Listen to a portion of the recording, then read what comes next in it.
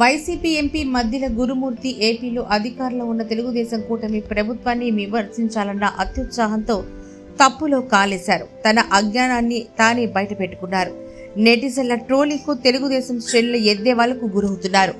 MP అయ్యుండి కూడా కేంద్రంలో ఏ మంత్రిది ఏ శాఖ అన్నది కూడా అవగాహన లేదని ఎంపీ తన విమర్శలతో తానే పలుచన చేసుకున్నారు. ఇంతకీ విషయం ఏంటంటే, ఏపీలో యూరియా కొరత తీవ్రంగా ఉంది అంటూ వైసీపీ ఎంపీ మద్దిల గురుమూర్తి పెట్టిన ఒక పోస్టు ఎంపీ అజ్ఞానాన్ని బట్టబయలు చేయడమే కాకుండా వైసీపీని కూడా నవ్వులపాలు చేసింది.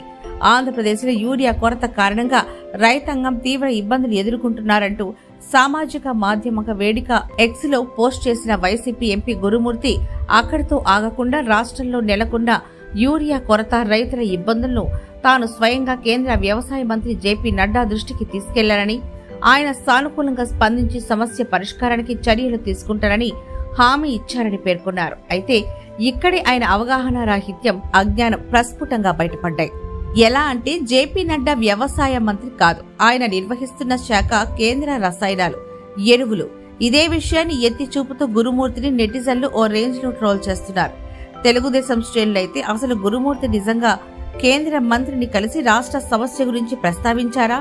అలా ప్రస్తావించి ఉంటే తాను ఏ శాఖ మంత్రిని కలిశారో కూడా అవగాహన లేకుండానే కలిశారా అంటూ ఎద్దేవా చేస్తున్నారు.